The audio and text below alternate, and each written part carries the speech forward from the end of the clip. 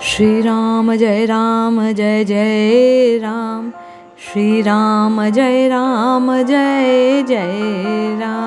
जय श्री हरि। पूज्य गुरुदेव के चरणों में बारंबार प्रणाम।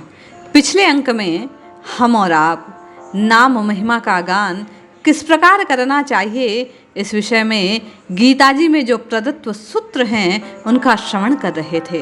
10 सूत्र हमने जाने कि किस प्रकार राम राम राम राम जपने से आप और मैं राममय हो सकते हैं।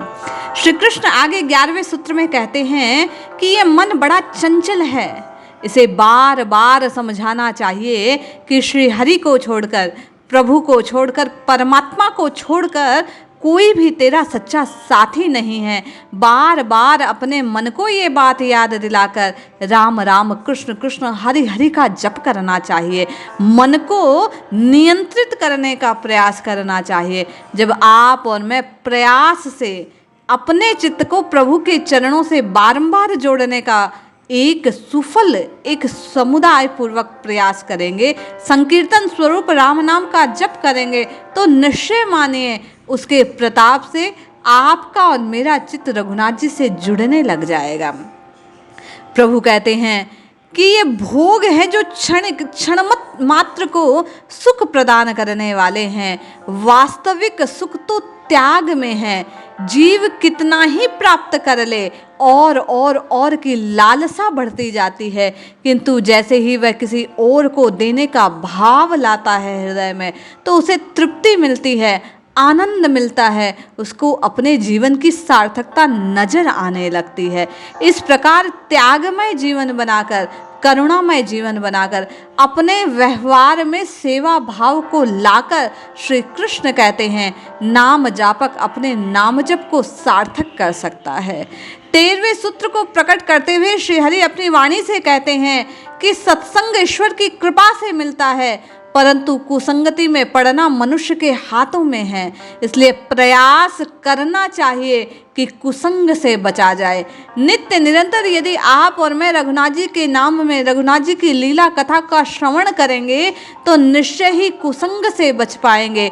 इन कुवृत्तियों से, वासनाओं से आपका और मेरा चित्त मुक्त रहेगा। और श्री कृष्ण के अनुसार हमारी दृष्टि को देखकर, हमारी लालसा को देखकर प्रभु हमें संत जनों का संग प्रदान करेंगे, सानिध्य प्रदान करेंगे, और उनकी वाणी को श्रवण कर आप में और मुझ में नाम की पिपाशा और अधिक जागृत होगी, जिसके प्रभाव से आप और मैं और अधिक प्रेम से, श्रद्धा से, विश्वास से प्रभु का नाम जप कर प्रभु को प्राप्त कर पाएंगे। लोभ ममता पाप के माता पिता हैं। श्री कृष्ण कहते हैं लोभ पाप का बाप है।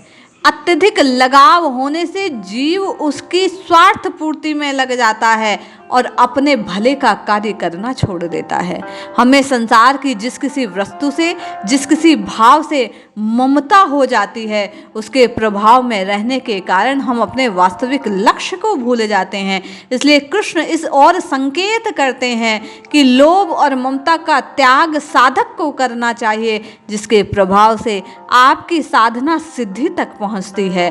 15वें सूत्र को प्रदान करते हुए प्रभु कहते हैं कि स्त्रियों का धर्म है कि रोज तुलसी और पार्वती का पूजन करें। बड़ा रहस्य है इस बात में श्री हरि की। तुलसी अपने पतिव्रत धर्म के कारण पूजित है और पार्वती जी के पति तो स्वयं भोलेनाथ हैं, जो नित्य निरंतर केवल और केवल राम नाम के रस का आस्वादन करते हैं, उस अमृत का पान करते हैं। इन दोनों को पूजने से प्रत्येक साधन के हृदय में, साधक के भाव में और अधिक नाम के प्रति प्रीति बढ़ती है। इसलिए कृष्ण कहते हैं कि इन दोनों का पूजन होना चाहिए। पार्वती जी बार बार भोलेनाथ से प्रश्न करती हैं, नाम की महिमा को जानती हैं, राम की महिमा को जानती हैं। पार्वती जी ने ही श्री हरि के विषय में बारंबार जिज्ञासाओं को रखा, गीता जी के महात्म्य के विषय में बार बार पूछा, जिसके प्रभाव से आपको और मुझे इस अमृत की प्राप्ति हुई। इसलिए साधकों को चाहिए माँ पार्वती का पूजन हो, तुलसी का पूजन हो, जिससे भाव में पवित्रता आती है। 16वें सूत्र को प्रदान करते हुए गीता जी में ये भाव प्रकट किया गया है कि मनुष्य को अपने मन और बुद्धि पर विश्वास नहीं करना चाहिए। बार बार मनुष्य लोभवश, स्वार्थवश इनसे ठगा जाता है। निर्दोष होने पर भी बड़ा दोषपूर्ण उसका जीवन हो जाता है। ये बुद्धि बार बार हमारे को ठग लेती है, ये बड़ी माया कारिणी है। इसलिए इस बुद्धि को प्रभु के चरणों से बांध देना चाहिए, जिसके प्रभाव से प्रभु हमारी बुद्धि को सद्बुद्धि में परिणत कर देते हैं और आप और मुझ में नाम जप की जागृति प्रदत्त कर देते हैं, जिसके प्रभाव से इस मणिदीप को आप और मैं अपने मुख पर धारण कर अपने जीवन को उजियारे में बदल सकते हैं। इसलिए नित्य निरंतर केवल और केवल प्रभु को शरणागति के भाव से पुकारना चाहिए। ये बात यहाँ श्री कृष्ण संकेत रूप में कहते हैं कि मन और बुद्धि पर विश्वास नहीं करके प्रभु की शरणागत के भाव से पुकार पर विश्वास करनी चाहिए। यदि शरणागति के भाव को पुष्ट किया गया तो निश्चय मानिए आपका और मेरा नाम जपना सार्थक हो जाएगा।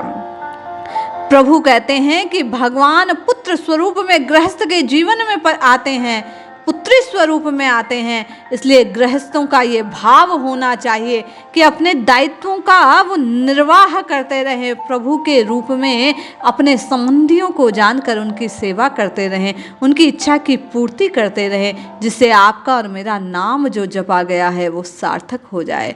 प्रभु कहते हैं अंतिम सूत्र में 18वां सूत्र प्रदान करते हुए श्री कृष्ण आप और मुझ प्रत्येक नाम जापक को यह संकेत करते हैं कि हम सभी को कसौटियों पर कसकर जांच परख कर ही प्रभु अपनाने वाले हैं। इसलिए अपने अंदर जो जो खोट है उसे निकालने का प्रयास करना चाहिए। परदोष की ओर दृष्टि ना कर हमें और आपको अपनी ओर दृष्टि रखनी है, जिसके प्रभाव से आप और मैं प्रभु के योग्य बन पाएं, प्रभु आपसे और मुझसे भी प्रेम कर पाएं।